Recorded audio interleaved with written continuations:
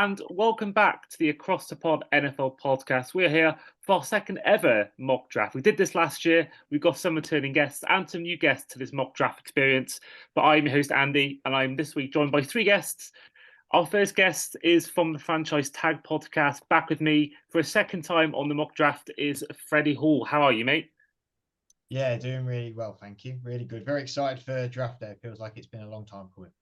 Yeah, no, it's certainly one of the best days of the year. I mean, it's for fans like me, it's not going to be as exciting this year because our team's not involved in the first round. Thank you, Stephen Ross. But for some fan bases, like Panthers fans especially, they must be stoked about this draft. Texans fans must be excited. If your team is a team that is, in the top five, or team has got multiple first round picks, or even a team like, especially this year, the Lions and the Seahawks, where you had a good season, but because of trades, you've got these high round picks. It must be even more exciting. But of course, if you love the NFL like me, you'll enjoy the draft, even if your team's not really involved. Our second guest, before we carry on, Freddy does have picks 1, 5, 9, 13, 17, 21, 25, and 29. So he'll be very active and he'll be having the first pick of this draft. Now, our second guest is another Freddy, another Pittsburgh Steelers fan. Back with us again is Freddy Harper-davis. How are you, mate? I'm good. I'm a bit gutted I haven't got the Steelers pick, but I can pick for the Ratbirds instead. So lucky me. And as a neutral tonight, I've even got my NFL jersey out. So yeah, looking forward to it. And thanks for having me on, Andy. That's okay, no problem. It's always a pleasure having you on, all of you on again. You've all been on my podcast many times before, and it's always a blast to have you on again. Our final guest is a Bengals fan who we know from previous episodes. Back with us again is Touchdowns Rory-Joe Daniels. How are you, mate? Yeah, good, thank you. Yeah, not too bad. You've stitched me up a little bit with all the Steelers fans. I'm here in a minority here, but we've got half of the AFC North in this episode, and it's already now the Browns fan and Ravens fan, and we're complete. But of course, Freddie, you have the Bengals pick, so even more of a bullet to the wound that Rory, your Bengals pick is being taken over by a fellow Steelers fan. Yeah, that could be a little bit awkward depending on which direction we're going. Yeah, it's a question of whether Freddie's going to absolutely nuke the Bengals' future by his pick, but yeah, I guess we'll wait and see. Last year's mock draft, we didn't have trades, but this year we're ramping up, spicing it up by including trades. So we've all got each other's numbers, and we will privately amongst ourselves, if we want to, initiate trades. And this could be, so right now, teams could have the 8th pick or the 12th pick, but this could all change during the episode. So it should be an exciting one. And of course, when a trade is announced or agreed amongst people privately, they will let me know, and then we'll alert you all in the trade. And of course, each person has 2 minutes to make their pick. Maximum they can take 10. If they want to, they can take 10 seconds if they know their pick already, but they've got a maximum of 2 minutes to make their pick. Obviously, we will shorten that down for the listeners, so you won't get the full 2 minutes if you're listening or watching on YouTube. But we're going to get going. So I'm going to get my phone in a second. I'm going to quickly put Freddie on the clock. So the 2023 Across the Pod podcast mock draft has begun, and Freddy Hall, you are on the clock. Carolina Panthers trading all the way up to number 1. I'm not going to need 2 minutes to pick this one. I think this is a sure bet. This one, a couple of rumors of a week that it might not be, but I've got Carolina Panthers taking Bryce Young, quarterback out of Alabama. Finally get the quarterback of their future. It's just been turbulent, hasn't it, with the quarterbacks in Carolina, but now they're going to get Bryce Young, who's such a talented quarterback and is really going to hopefully light up the NFL. And is he someone that you yourself would pick, or is this someone you think maybe the Panthers would take, or is he the guy that you think is the guy for the Panthers? I mean, there was a stat that I saw that one of the guys over at Franchise Tag told me, but Frank Reich has never had a quarterback who was under 6'1" or 6'2" or something like that. That's why people started to lead towards CJ Stroud because of the height. And Bryce Young is smaller, but he's such a capable quarterback, and he's really a special talent. And I mean, the Panthers need to take a punt on someone here because they need some sort of direction. It's just been hit and miss every time for Carolina Panthers for the last 4 years, really. It's finally time to replace Cam Newton, which they never really did. And I think Young's got a lot of potential to succeed in the NFL. Yeah, I agree. There's a quarterback I think I prefer, but I can see why Bryce Young would be taken. So number 2 pick is Freddy Harper-davis. So Freddie, you are now on the clock. Well, I was tempted to take the quarterback in that you might be thinking of there, Andy, being a Florida fan there. So I couldn't guess for a minute which person you might mean, but I'm going to take a risk here because I think that the Texans are a team that could probably do with bolstering their roster before they look at a quarterback. So with the Texans and the second pick of the 23 draft, I'm going with Will Anderson, edge from Alabama. That is interesting. That is interesting. Not only because I have the next Texans pick, but yeah, there's been a lot of talk about that, and I think there's rumors out there Texans aren't happy or aren't convinced by a quarterback, and they, with D'Amico Ryans coming in as their new head coach, the 49ers past and defensive background, I think there's a lot. And I think for me, he is my favorite defensive player of the draft. I think he is so talented, and I do think that there's that potential. I think that would spice things up with number 3 pick coming up, which is obviously owned by Rory, which is off the Arizona Cardinals. So now we only have one quarterback taken. But Rory, you are on the clock. Yep. So I think if this was the case on draft night, I think the Cardinals would be pretty much trying to trade out of this pick. I think they'd be listening to phone calls. So you are wanting to trade up. So there's a trade alert for all our listeners. What is the trade we're going to get? I'm going to go with the Raiders. I think the Cardinals prefer not to drop too far in a situation like this. If Will Anderson had been on the board, I would have gone with Anderson. But I know there's a few issues around Tyree Wilson, maybe with an injury history. So I think they'll try and get out of it. And I would have the Raiders coming up. I think you'd have to probably chuck a future one at them. And then something this year, maybe a 3rd rounder or something like that for the 4 spots. So if we go with something like that, the Raiders jump up, and CJ Stroud would be my selection there. He's got a little bit of stick in the last few days, but I think he is the second best quarterback. He's probably more pro ready than Richardson. Richardson's got the higher ceiling, but I think the Raiders really need a plan after Jimmy G. I don't think it's a long-term solution. And I think Stroud just dropping to the Cardinals gives them a shot at moving up and snagging him as the QB of the future.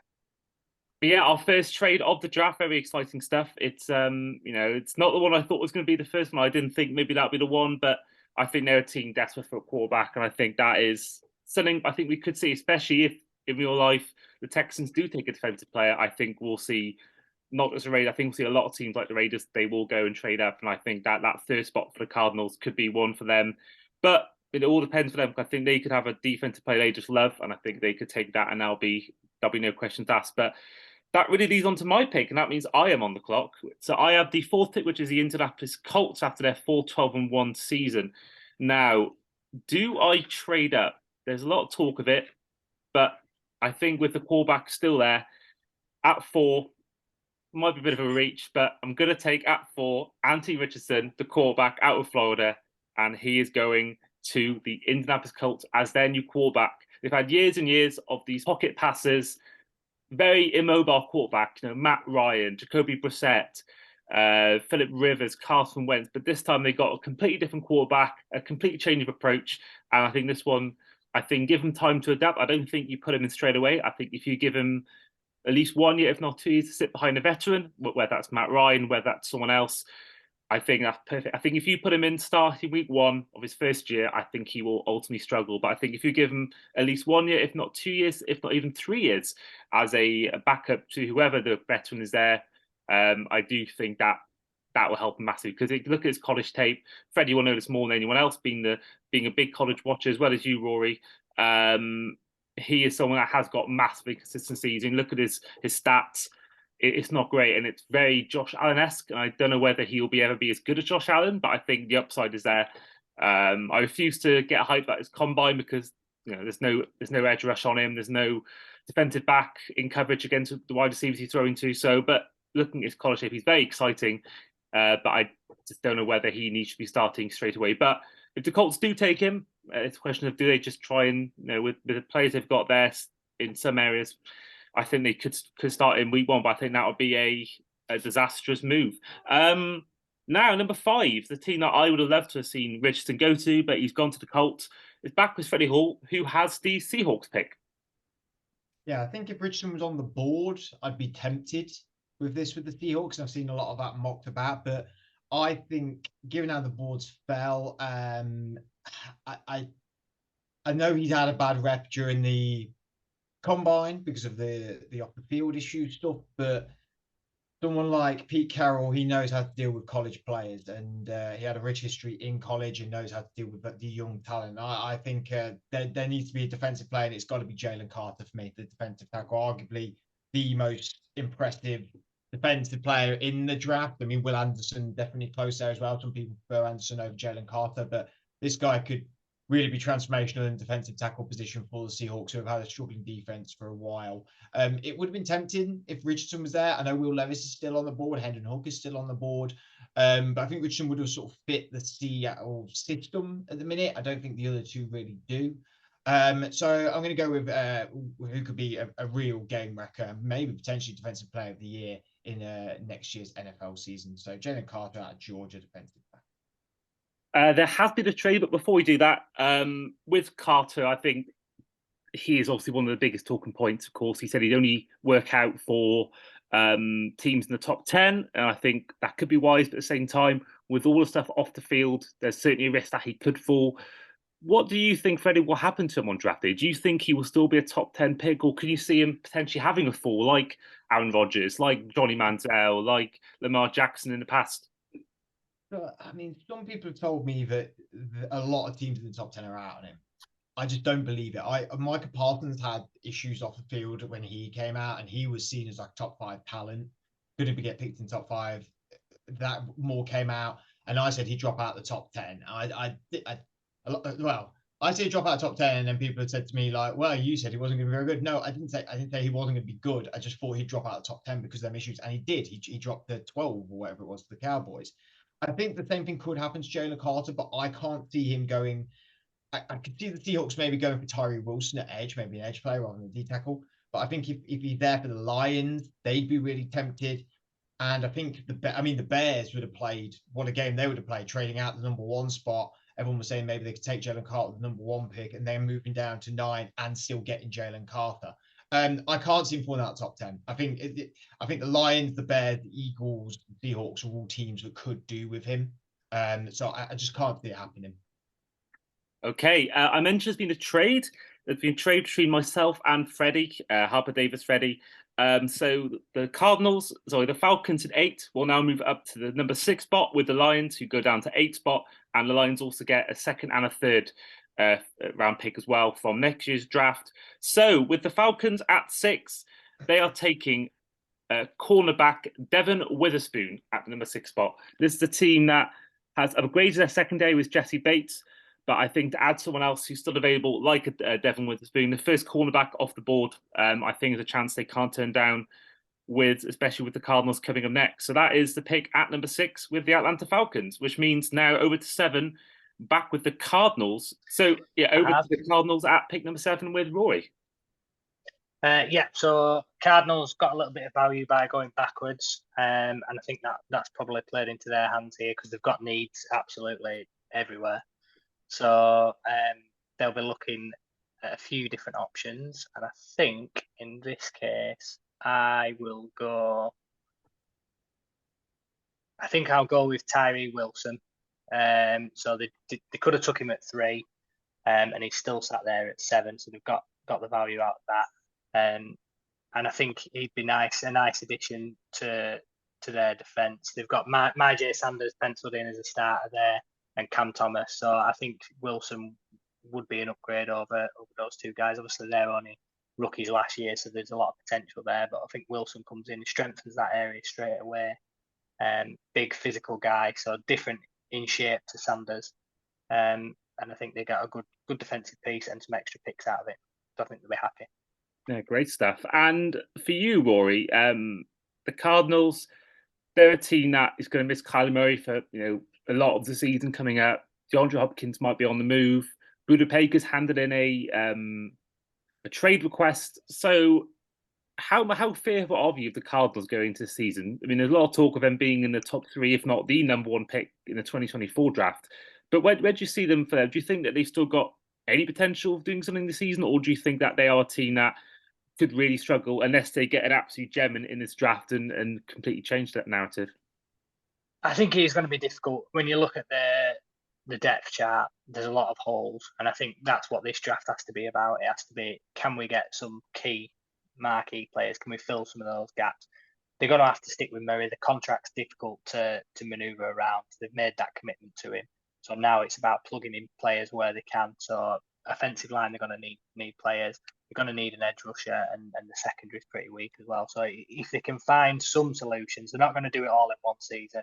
Find some solutions, and then next season, if they are in the top five again, there'll be questions to be had, because obviously they might get a shot at somebody like Caleb Williams or Drake May as a quarterback. So then they'll have to ask the question of Murray. But it's a rebuilding season, and this is the first building blocks. Interesting. Now it's the 8th pick. Over back to Freddy, who of course was part of that trade with me, with the Falcons up to 6 and the Lions staying in 8th. So Freddy, who are you taking with the Lions at number 8? Do you mind if I'll have a cheeky question? Can I ask where we are with the draft? Because I've got a bit lost. I got the top sort of 4 or 5 picks, and I'm starting to lose it already. We're already at pick 8. Do you mean players, or do you mean just what teams? Players, if possible. So yeah, it was Bryce Young, then Will Anderson, CJ Stroud via the Raiders, Anthony Richardson at the Colts, Jalen Carter at 5, Devin Witherspoon at 6 via trade with the Falcons and the Lions. 7, the Cardinals taking Tyree Wilson, which means now you're 8 with the Lions. Ideal. The guy I want's still there. That's right. So with the Lions, traded down, got a couple of future picks. Well, a third this year and a second next year, as well as their 2 first rounders, which I've got both. So I'm in charge of getting the Lions to the Super Bowl in the next couple of years, and that's going to happen. And I thought, again, I picked an edge with the Texans pick, and I'm going to do exactly the same with the Lions, and I'm going to take Lucas Van Ness, the edge from Iowa. Fascinating. I mean, I was looking at his stats. I mean, he had 13 sacks in college, 19 tackles for last season. He's a guy that, I think is certainly a first-round talent, and I think that he has got potential. I mean, again, you guys watch a lot more college than I do, but looking at his stats, he looks like an absolute beast. In terms of the Lions, of course, news came out this week about players being suspended for betting. Obviously, Jameson Williams, who missed most of last season for injury, even though betting on a different sport, he was still in the facility, and other players as well have given either half the season or full season bans. How much do you think this impacts their season? Because they're a team that last season were the media darlings. They're a team that was almost everyone's second team at one point, unless you're an NFC North fan, because they were a team that everyone knows Dan Campbell, Jared Goff redemption was there. It was a great story, and they almost made the playoffs, and really they could have made it on the last day, having beat Green Bay as well. Do you think this impacts them at all, Freddie, or do you think that this is still a team that can still challenge for not only the division but also a playoff spot? I think realistically, particularly now with the betting in America going legal in more states, it's becoming more available. So this sort of thing is going to happen more and more regularly in the NFL. It's a new thing, and all of us are, well, relatively young people, and we all like new stuff. So I think with NFL players, this is going to be quite a regular thing for a few years. And it's not going to be just in the Lions facility, it's going to be everywhere. And I think Calvin Ridley was the suspension that the NFL handed down to him is an example of what's going to happen going forward. I think the suspensions for Jameson Williams, and I can't remember the other guy who was who had a 6-game ban for non-NFL betting, was pretty harsh, but that's what the suspension is, so it should put off others from doing the same. I don't think it'll make a big difference to the Lions going forward, though. No, I think it could maybe temporarily, but I think they got enough of a team there, even without this play. I mean, they managed last season most of it without Williams anyway, most of it. So I think they'll be absolutely fine. Right, heading over to pick number 9, which is, of course, the Bears, which obviously got that pick despite being the worst team in the league last year by that trade of the Panthers all those weeks ago. So back now with Freddy Hall. For who you're taking with number 9 pick? I am doing this purely out of vanity for the Pittsburgh Steelers, but I am going to trade with the Pittsburgh Steelers and the Chicago Bears again.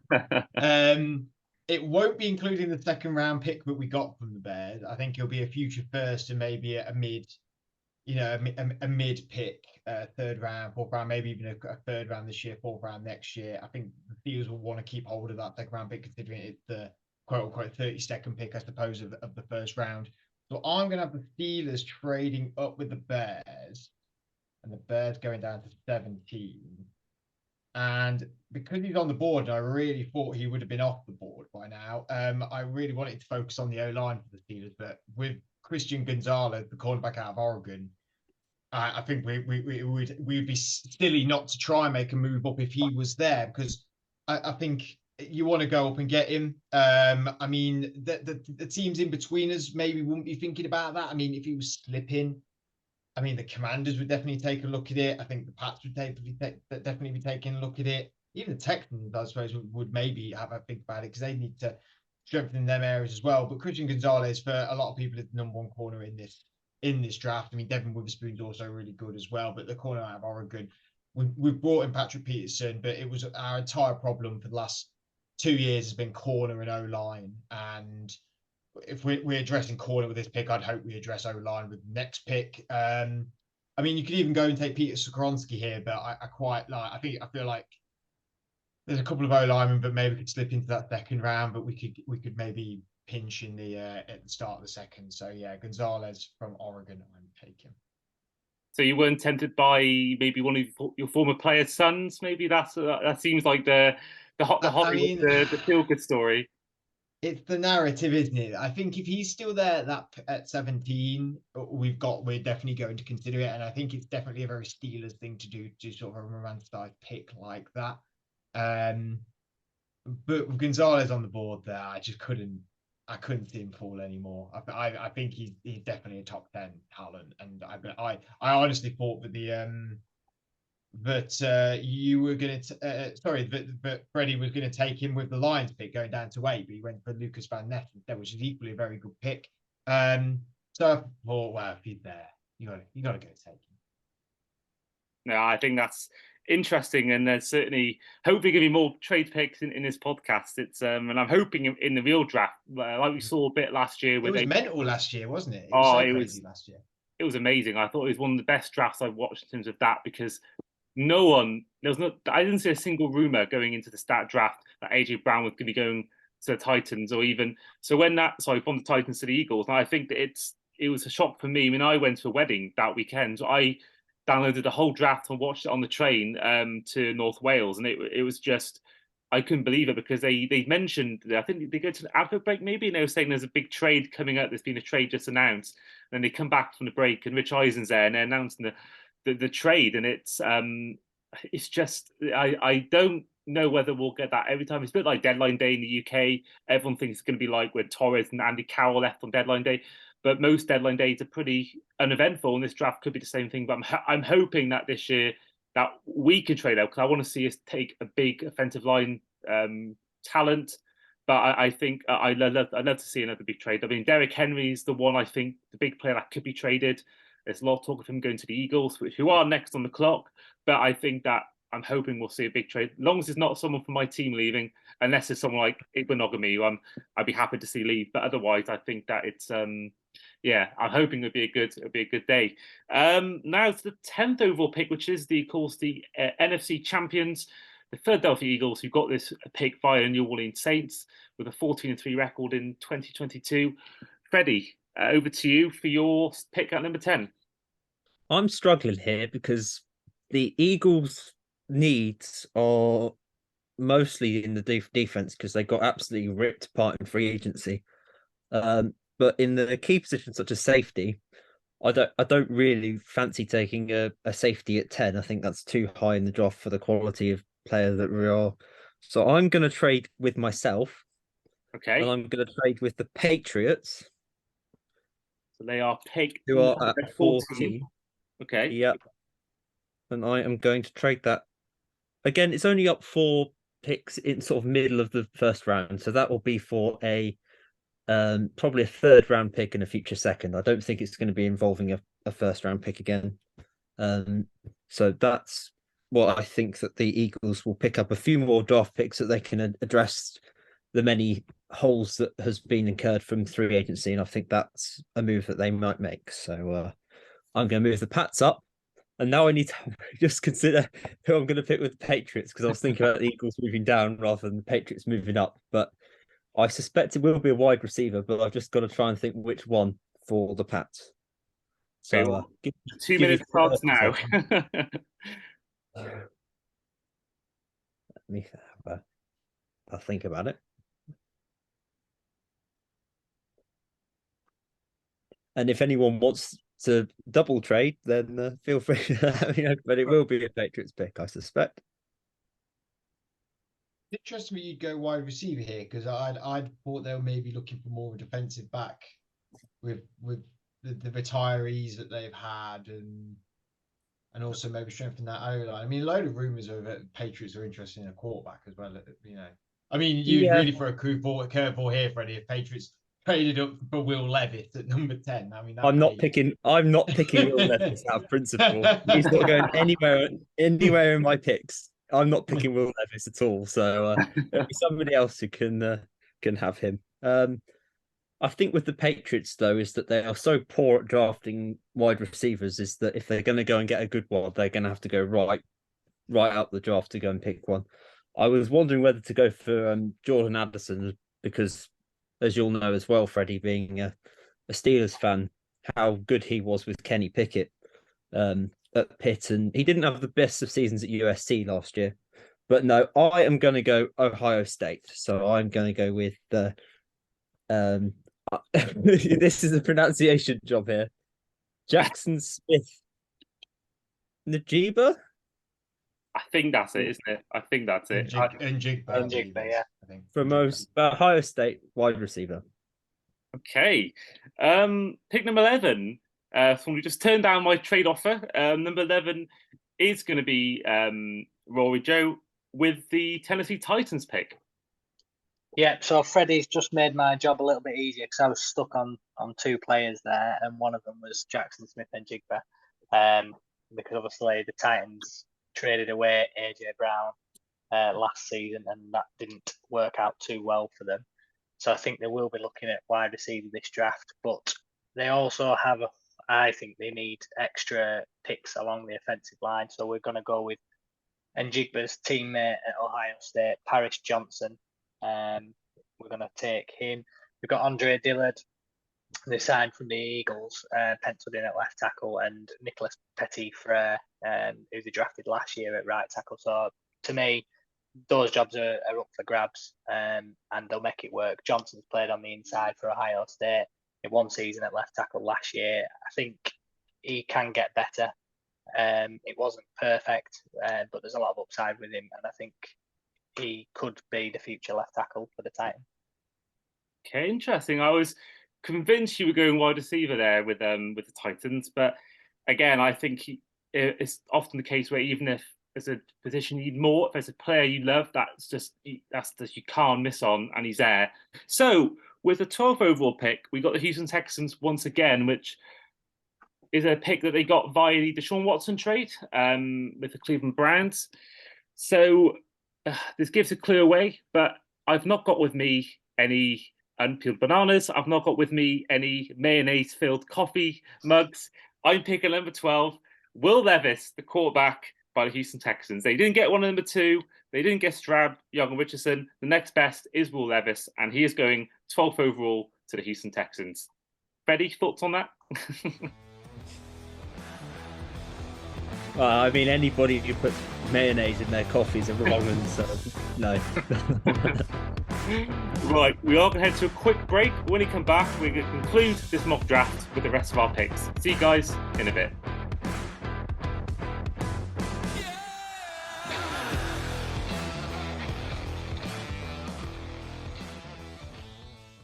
And welcome back to our mock draft. There has been a trade.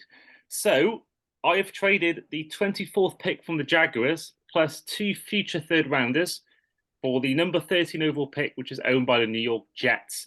Now, the reason why I offered this trade to Freddie was because I was surprised this guy was still on the board. I think he's my favorite guy in this position in the draft, and I'm surprised. I thought he'd go number 9.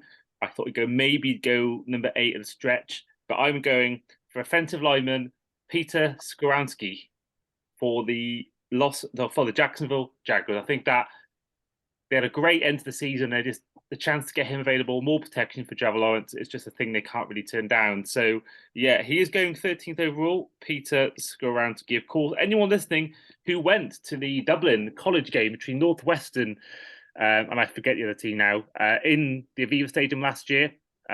He was playing in that game. So if you are listening and if you went to that game and your team does take him, you know that you've already seen your future offensive lineman play live NFL football or college football. Now back to the 14th pick, which was a trade that Freddie did amongst himself with the 10th and 14th overall pick between the Patriots and the Philadelphia Eagles. Back with you, Freddie. Who are the Eagles taking at 14? Oh, this is so difficult. Well, during the break, I was trying to come up with some Eagle suggestions because I'm still struggling. I am going to take a bit of a punt here,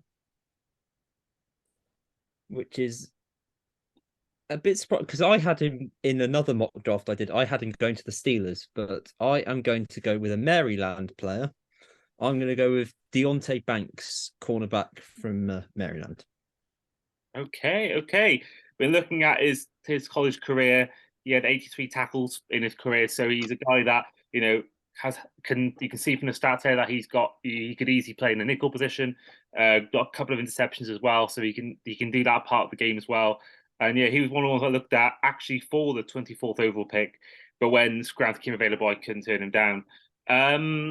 Back to number 15 overall pick, which is Green Bay Packers. Of course, they could have a lot more picks in this first round if the Rodgers trade does go in by Thursday. But at the moment, in our mock draft, the time of recording, which is currently 29 minutes past 8 on a Monday afternoon, he's still a Packer for now. But for you, Rory, with the 15th overall pick, who are the Packers taking? So we're going to take Michael Mayer from Notre Dame, tight end. I think we need to give Jordan Love some weapons, and I don't think the wide receivers that are on the board at this point fit the mold that the Packers usually would draft. They're very small, so Packers have quite stringent thresholds for sizes of wide receivers. So in this case, Mayer comes in and he'd be the starting tight end straight away, and he'd give Love a bit of a safety blanket in his first full season. He's been waiting in the wings behind Rodgers. And to have that guy over the middle like Mayer, the big hulking tight end, I think that'll help his game. I could have gone Kincaid, but there's an injury history there, and he's more of a true receiving tight end. And I think Mayer's just that sort of chain mover that would help in Green Bay. That's annoyed me because I was really wanting to take him next with the Commanders. I think Mayer is a fantastic prospect. He is by far my favorite tight end prospect this year. I've watched his YouTube highlights and having seen his stats, looking at now 18 touchdowns in college, just over 2,000 yards in his time, which I think is an amazing stat for college tight end. So I think he, for me, is a fantastic product, and I think that the Packers do get him. Of course, Tonyan was there last year. He's now a Bear. I think he's a perfect replacement, and I think he might even be an upgrade. So yeah, that is 15th. That really gives away what my 16th pick might be. But I'm going for the other tight end I like, which is Dalton Kincaid going to the Washington Commanders. Again, someone had very good stats. I mean, 16 touchdowns in college, just over 1,400 yards. This guy, I think, is very good. You mentioned the injury concern. I think that is a concern. But I think sometimes, I think sometimes you have to just go for take the risk. And I think the Commanders, they've had a lot of problems in the last few years. I think that, I think if they can get a guy like Dalton Kincaid at 16, I think that will excite the fan base. And I think that will give Sam Howell, if he is the quarterback week 1, That gives him a perfect sort of, they say a tight end is a rookie quarterback's best friend. Well, in this case, he's not a rookie, but he'll be in his first year starting. I think that to have someone like Dalton Kincaid to throw to, it's definitely an upgrade on Logan Thomas, and I think that it's great opportunity for the Commanders to go and get someone as good as him. Now, the 17th pick, which at the moment, barring any more trades, is the Chicago Bears, and this pick is going to be for Freddy Hall. Who are they taking? I'm definitely going to stick here. The Bears don't need to move down again. The Bears got lots of problems, I suppose, but they're getting some solutions as well. It's a new start really for the Bears, I suppose, this year.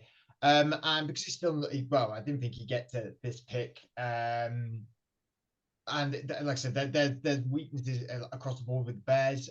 They can definitely improve in a lot of areas. I think one of them is the O-line, and because Broderick Jones, the offensive tackle out of Georgia, is here, I'm going to take him. He's a real true offensive tackle. I mean, Justin Fields, yes, we love seeing him run around, but he needs to run around a little less if he wants to extend his career. And I mean, I know he's not a rookie, but he's still sort of fresh in his Bears career. If he had his left tackle, right tackle, bookend tackle for the future on either side of him, I think that just builds him a lot of confidence. And Broderick Jones can certainly do it all at the tackle position. So I'm going to go for him. Okay, and then number 18th pick is once again the Detroit Lions, and once again at the hands of Freddy Harper-davis. So, Freddy, are the Lions sticking with this pick? Are they trading? And if they are taking the pick, who are they taking?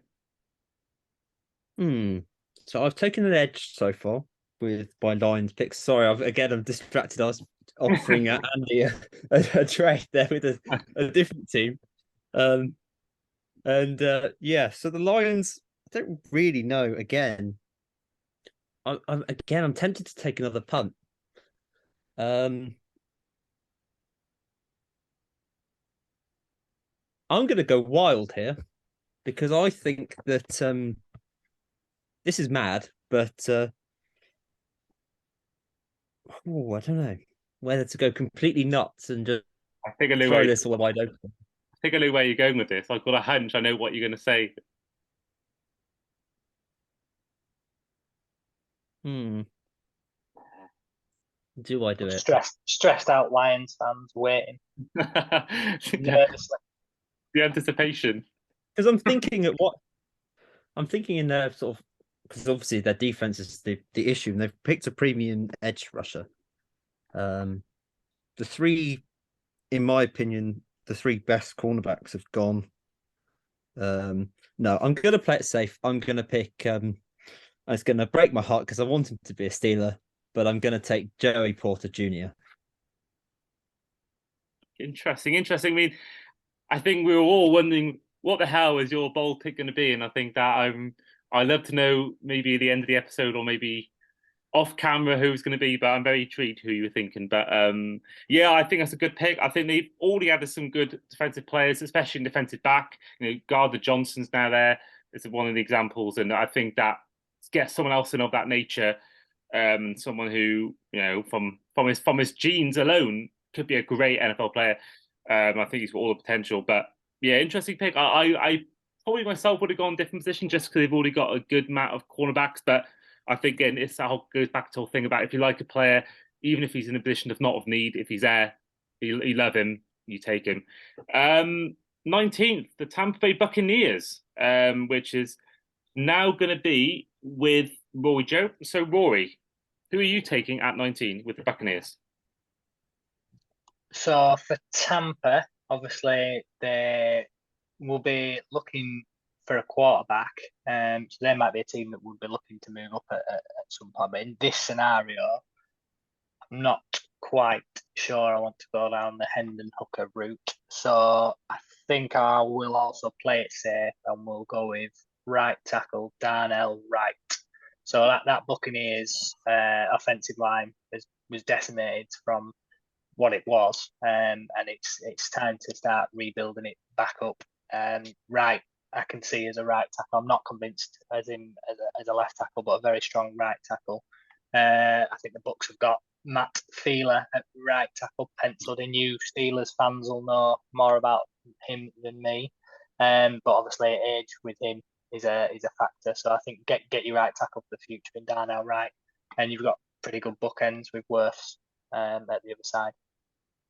Yeah, the Buccaneers is a weird one because I personally think that their issue is going to be coaching issue. I don't think Todd Bowles is the answer as a coach. I think he's a great coordinator, but I don't know whether he's a head coach. He's proved out the Jets and now Buccaneers. But Baker Mayfield obviously has come in, and obviously Darnell Wright will be the guy, one of the guys protecting Baker Mayfield.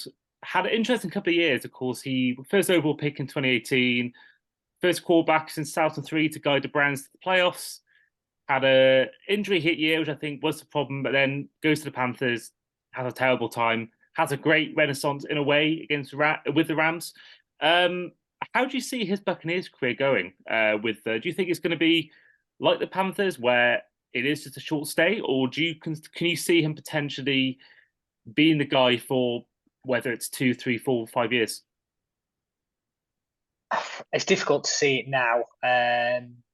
I think he can flash. It's just whether that consistency is there.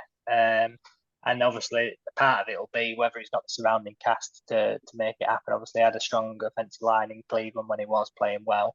But yeah, I think the Bucs will be on high alert for looking for an answer. I think he's a temporary solution for now, and they will be looking for a quarterback in the next couple of seasons or trading for one. I think there's a wide open division. I don't think Derek Carr is the answer at the Saints. And we don't know what the quarterback is going to be in his rookie year with the Panthers. So I think that division is wide open, and I think that they could still win a division with Baker. And they've still got likes of Mike Evans and Chris Godwin there. So I think they'll be good. They'll still be right for a year or two, I think, but I don't think long term. I think they'll go back to what they used to be before Brady came in. Number 20 is the Seattle Seahawks, and I'm amazed this guy's still here. I almost took him at 6 with a slight reach, you could say. Almost took him at 6. I may have completely missed out. He may have been taken, but I don't think he has. But I'm taking at pick number 20, the Seattle Seahawks. They're going with Myles Murphy, a guy I really like. I mean, 36 career sacks in college, 6 forced fumbles, 36 tackles for loss, and 61 tackles in total.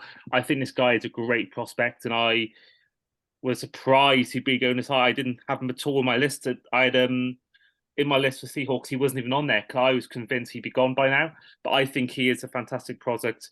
Edge rusher, of course, I think he is a brilliant prospect. And I think the Seahawks, they've already got in this draft Jalen Carter on their defensive line. Add in someone like Myles Murphy, I think there'll be a fearsome defense. I think whilst it's not going to be, I don't think it'll quite be Legion of Boom-esque, but I think it'll be definitely one to look out for in the coming season. 21 is the Los Angeles Chargers, which falls back to Freddy Hall. Freddy, who are you taking at 21? Well, to be honest with you, Andy, as horrible as this sounds, I didn't really listen to much of what you were saying. You picked Myles Murphy for Seahawks, right? Just keep me on track with what was going on. Because we're going from one Freddy to another Freddy. So the Chargers have made a trade. Oh, okay. With the Dallas Cowboys, it's going to be a pick swap and a third this year, third next year. I think I know where he's going with this, and I really like it. I'm really hoping he does go the way I think it's going to go. So I'll hand it over to Freddy Harper-Davis to make the pick.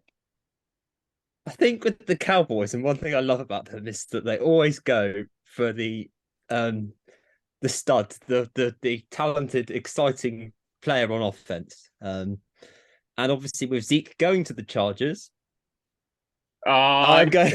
He's doing it. I knew he was doing it. The Cowboys need a running back, so I whacked my elbow as well. Take a Texas Longhorn, no less, of course, for the star on the badge of the Dallas Cowboys, and I'm going to take Bijan Robinson of the Texas Longhorns. I was really intrigued where he's going to go. I mean, I thought maybe Eagles could even have stretched and got him at number 10, but I think that would have been a reach. But as soon as the offer came in, I was like, because I had Bijan, I was like, Chargers, all right, okay, at this point, I reckon I'm going to take Bijan Robinson. Then we can reckon the Cowboys could trade. I was like, yeah, let's do that. That sounds like exactly what Jerry Jones would do. I was about to say Jerry Jeudy, but he's definitely not the owner of the Dallas Cowboys. That's exactly what Jerry Jones would do. Yeah, I mean, I think, I don't know how Pollard would feel if that happened, because he's spent, 2-3 years now behind Zeke Elliott. Everyone's saying once Elliott leaves, he'll be the main guy. He was franchise tagged this year, but at the same time, I don't think he'd be happy if you saw him getting someone like Bijan Robinson. But I don't know, it's hard to tell. Always the bridesmaid, never the bride. Yeah, Best like what's his name, Scottie Pippen at the Bulls back in the day. But I think it's interesting because you see a lot of players. You guys know from Juju, sometimes you can be the second choice in the position, and when you get that chance at the top spot, maybe you're not always that guy. And I think that the one thing I will say, Pollard's been great behind Zeke, but I think he will be fine. But there's a chance he could be like someone like Juju, who is a great second guy, but not a great first guy. But I think Bijan Robinson, I was surprised he goes to the Cowboys, but I think at the same time, I think Jerry Jones especially loves doing these kind of trades and loves doing these kind of draft picks where it's just the flashiest guy. And I think that it will certainly be an exciting one on draft day if he does go to the Cowboys. And of course, it's not far from to go. Of course, being a Texas Longhorn, as you said, hasn't got far to go. 22 is the Baltimore Ravens, who of course made all the headlines for the quarterback position. And they're taking number 22 pick. And this is at the hands, once again, of Freddy Harper-davis. So take it away. Well, I would, in this position, with all the cornerbacks gone, now I would trade down. But unless there's no options for anyone who wants to trade up with me, I'm not going to take cornerback because I think the Joey Porter Jr. is gone, Deontay Banks has gone, Christian Gonzalez is gone. So I am left with... I know they've taken OBJ as a wide receiver, but to be honest, I don't rate him whatsoever. As a Steelers fan, I'm absolutely delighted he's there on that stupid contract because it's taking away precious funds for them to go and actually get some players that might actually make them a decent team. So I am going to do a bit of a disservice to my Steelers here. I'm going to take a wide receiver and I'm going to go with Jordan Addison from USC officially, but mostly known for his time at Pitt. I love Addison. He is probably my favourite wide receiver of the draft. I think Smith-Njigba will be the guy that's taken first of the wide receivers. I do like Addison. I think he's a fantastic player, and I think that whoever gets him, I think for me, is getting the best receiver in the draft, and I think he will straight away come in and maybe straight away make an impact. And I think the Ravens, I think it will certainly help the case with bringing Lamar Jackson back if they have someone like a new young wide receiver. I always think, could the Packers really annoy Aaron Rodgers and take a wide receiver in the first round? But I think he could be the guy they could take if he gets to that. But yeah, I think he is a brilliant, brilliant player. 23 is the Minnesota Vikings, which is with the hands of Rory-Joe Daniels. So Rory, take it away. Yeah, I think Freddie sniped me there again, to be honest. I was toying with the idea of pairing Addison with Justin Jefferson. That would have been quite a tasty duo. So it's made my job a little bit easier between two guys. I'm going to go with edge rusher Nolan Smith. I think he offers good value here. I think he'll go, I think he'll go a little bit higher than this on draft day. He's got bags of speed off the edge. Obviously, you like his sack production to be a little bit higher, but I think they can work on that. He's one of the few edge guys in this class that actually has true sort of bend and speed off the edge. So I'd like to see him fit in there. And obviously, the Vikings, they've got Daniel Hunter that they're going to have to sort of contract out with. I think that's in the offing. They're going to try and do that, and they've committed to Marcus Davenport for 1 year, $13 million. So that's not a long-term solution. If you're putting all that money into Hunter on a long-term deal, on the other side, it'd be nice to have a rookie to keep, obviously, the position cost down. So I think Smith would be a nice partner for Hunter. Yeah, great stuff, great stuff. And the Vikings is an interesting one. They are a team that were 13-4 last year, lost in their first playoff game, but they brought in Brian Flores, who's come from the Steelers via the Dolphins to the Minnesota Vikings. Now, they had issues of defense last season. Do you see Brian Flores changing that, even though the players haven't really changed much, I don't think, defensively in that team since the upgrades? Do you think Brian Flores could be the upgrade rather than any players at that defensive unit? Yeah, I think Flores has been fairly successful, hasn't he?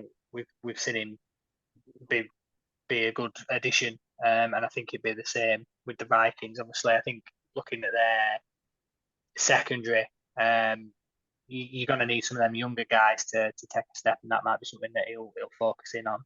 But other than that, Hunter's obviously such a dangerous player. And if they can get some out of Davenport, I mean, the size is there. He's just never reached his potential, did he, at New Orleans? So, yeah, I think he could make something work. I think the structure of his defense will help there. And they've got some young players. I know Lewis Seen will be back. So, yeah, I think it'd be an interesting one. Certainly a defense to watch.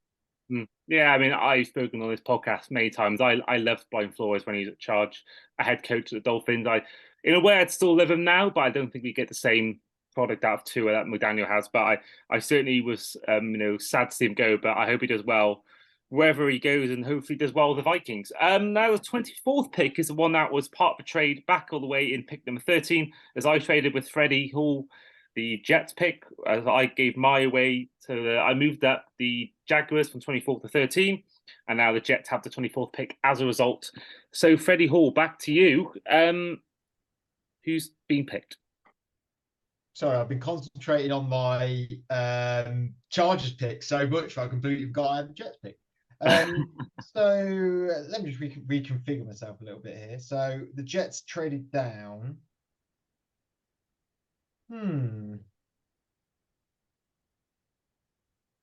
I think this is going to be something that I think could be a peripheral. This is not an exotic pick either, to be honest with you. Well, what could it be? What could it be? You know what? Actually, no. I'm going to go a bit more exciting than I thought, because I think this guy. A lot of people think he has first round potential. I think Robert Saleh.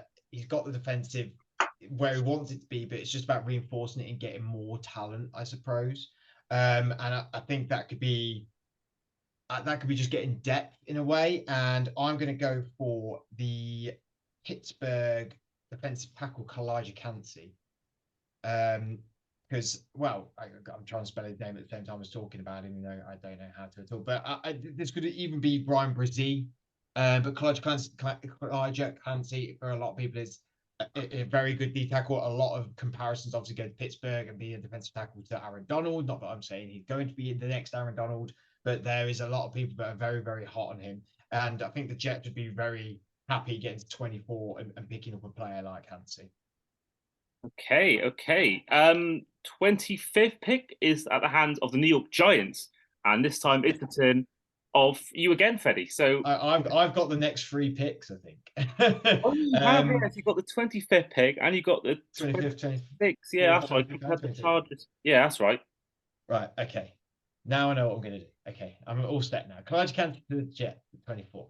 25, the New York Giants. They're going to take Quentin Johnston, the big body receiver at TCU. A lot of wide receivers are being mocked to the New York Giants, but I feel like people love the idea of like Jackson Smith and Jigba drop into that position, or Jordan Anderson. I think it's just more of the same with the Giants. I think they need someone different, and that is Quentin Johnston, who's a bit more of a big-bodied receiver.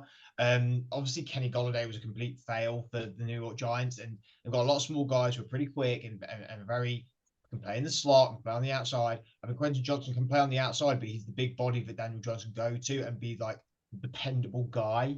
And Jones is going to need that because he's just been paid a lot of money, and they're going to expect a lot of him in New York. So I'm going to go Quentin Johnston. I'm then going to go to the Chargers, and I've just found this one really hard. This one I've just been playing around with because I really like the idea of Jalen Hyatt. But then I've been looking at their depth chart, and no, I'm going to stick with Jalen Hyatt actually, because I was going to think about Brian Branch, but I can't convince myself that is a good enough fit. So I think I'm going to go Jalen Hyatt, who I believe is out of Tennessee, I believe. I could be wrong about that though, but I know that he's a bit more small body, but he's very, very, very quick. He's the wheel, and not necessarily that maybe they need wheels on the Chargers offense, but their offense when the wide receivers were going down last year is spotty. They know that.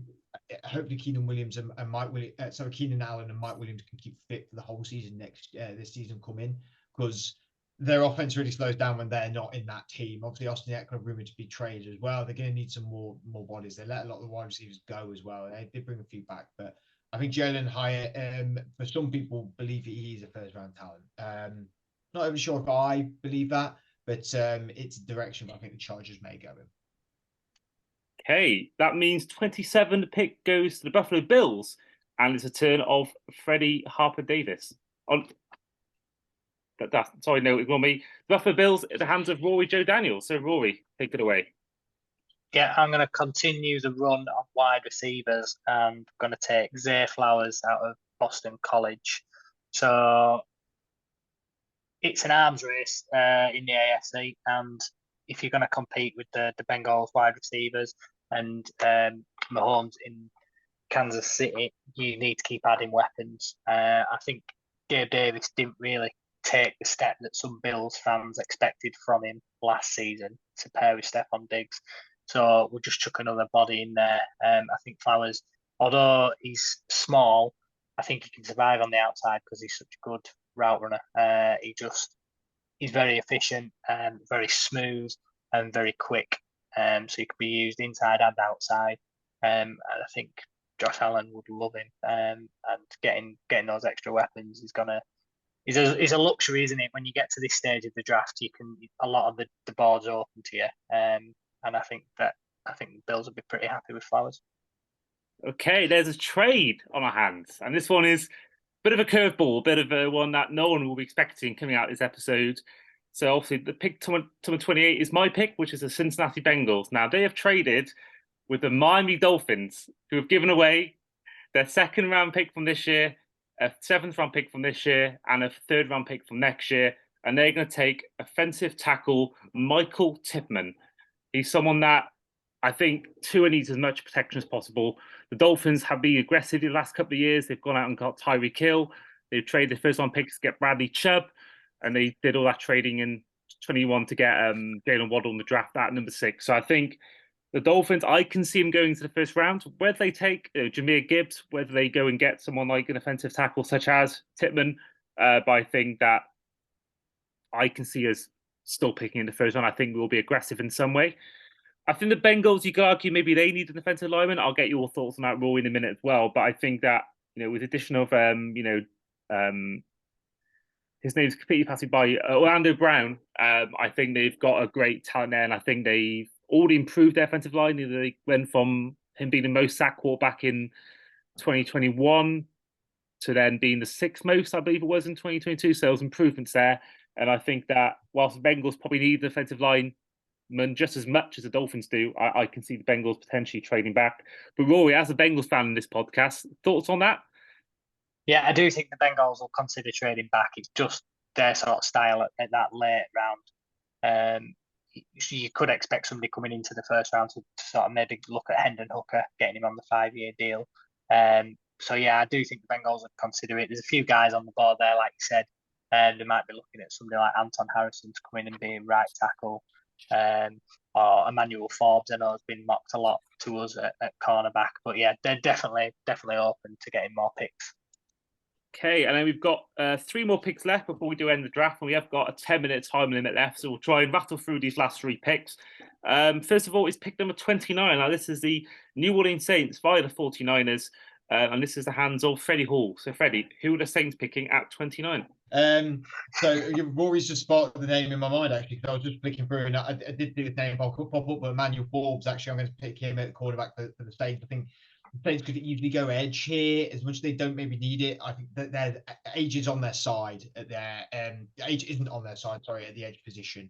They could certainly look at going there and looking at getting a bit younger, but their cornerback room has been depleted a bit and is getting older, and it isn't always the healthiest either. I think someone like Emmanuel Forbes, who for a lot of people is a peripheral first round, second day talent at least. I mean, again, if the Steelers took an offensive tackle with our 17th pick, if Forbes was there at 32, I'd be very happy to go and get him. So I'm going to stick with the Saints. They're taking Emmanuel Forbes, a decent cornerback, to fill in that room. Okay, and then pick 30, the penultimate pick of the draft, is the Eagles, and this was Freddy Harper-davis. Yeah, I've spent the last 10 minutes I haven't had a pick for a while, trying to think of something ridiculous just to throw the draft up a bit, and I've come up with it. So the Eagles are going to trade away a 24 first round pick, this pick. So this is a first rounder as well. So 2 first rounders. Ooh, okay. And also another second to the Baltimore Ravens. Oh no. Who are they picking? But first of all, so this is a weird thing. So the Eagles are going to trade with the Lions, who are also on my pick. So that's going to be for like a third round pick. And then the Lions are going to throw away a first round pick in 24 and a first round pick in 25, because I think eventually they're going to move on from Jared Goff. I'm still trying to consider who to give Lamar Jackson to and get the Ravens in the first round, because I want the Ravens to take Hooker. Because I've got the Ravens, so I want to do something ridiculous. But I'm thinking maybe not. No, I'm going to change my mind. I don't think Brian Breezy hasn't gone yet, has he? Or Breezy, or however you No, I pronounce don't it. think so. No. So I'm going to go with the Eagles and take him from Clemson, because Well, they needed a defensive tackle because they lost Hargrave to the 49ers. So yeah, I'm going to go with him. I was going to go mental, but no, I think that's the sensible pick there, sadly. that would have been some trade. I was thinking like, what I was thinking about the logic there and thinking that doesn't work. So I'm going to go with the defensive tackle. And then finally, pick number 31, the final pick of the first round, is the champions in the Chiefs. And this is the hands of Rory-Joe. So Rory, with the final pick of the first round, who's been taken? We're going to sneak in edge rusher from Iowa State, Will McDonald. So he's very much a speed rusher. I think you wouldn't want him on early down straight away in his NFL career. He needs to add a bit of bulk in the run game, but that's fine for the Chiefs. They took Carl Aftis in the first round last year. He's a more physical defensive end, so getting a bendy speed rusher like McDonald will just add to ammunition to that pass rush. Fantastic. And that is the end of our second ever mock draft on the Across the Board podcast. Just to quickly go over the picks overall again. So highlights include Bryce Young going first overall, with Cardinals, the Texans, taking Will Anderson, the edge, over a quarterback. The Raiders trading up to get CJ Stroud. We had a total of 1, 2, 3, 4, 5, 6, 10, 11 total trades this first round. Includes the Pittsburgh trading up to get Christian Gonzalez, the Falcons trading up to get Devin Witherspoon, the Bears trading down all the way to number 17 and getting Broderick Jones, the Chargers trading down to get Jalen Hyatt, and the Jets also trading down to get Killian Canty. And yeah, that is the end of the second ever edition of the mock draft. So first of all, thank you to all of our guests for coming on and enjoying this crazy mock draft that we had today. Thank you very much. Thanks for having us. No problem at all. Before we do go, Freddie, what's there to look forward to on the Franchise Tag podcast? Well, we've just been on a debate tonight about what we're looking forward to be honest with you. We traditionally do an alternative mock draft where we fire a load of random things that our friend Andrew on the pod, and he does a mock with us. But that could be what we do tomorrow. But if we can't make tomorrow, we're going to be doing just general draft talk on Thursday. And got a lot of articles as well that are on the website in regards to the draft. So a lot more coming the Franchise Tag way. Yeah, and you can find my article on where Richardson does go in the draft. And also another one who's been writing articles recently is Rory-Joe, of course, the touchdowns. You did your own mock draft, which Freddie was a part of the other day. So what's there to look forward to on the touchdown? Yeah, so there's loads of stuff over there. Cy Carroll, he's done all. I think he's got a big board out there. Got his positional rankings. I've done some top 5 offense and defense. I'll be doing a mock draft that'll come out on Thursday. And there's just loads of stuff there. George Somerville does some great history stuff. And I've done the perfect picks, which has got a lot of different writers from different teams doing all mock drafts for their own teams. So that they're an interesting read as well. Great stuff. And also you can find my articles on there as well. I do write for them now and again from time to time. And then finally, Freddie, what I look forward to for you at the moment? Any sort of podcast appearances, any articles you're going to write, or what's going on in the world of Freddie? I won't mention the Plymouth game recently. I won't mention your trip to Wembley, but otherwise than that, what's there to look forward to? it's all quiet on the Western Front at the moment. Yeah, just sitting back and enjoying the draft on Thursday night. We'll probably watch some of the second and third round on the Friday as well. Particularly interested to see what the Steelers do with that 32nd pick. Thanks Miami for the and Chicago for the chance to have the 32nd pick in the second round. So looking forward to seeing what we're going to do there, whether we trade down, whether we pick, I don't know, whoever's going to be left on the board. So that'll be interesting. And no, for the time being, just sitting back and enjoying as a neutral. So yeah, and looking on the rest of you and see what you write up about the draft as well.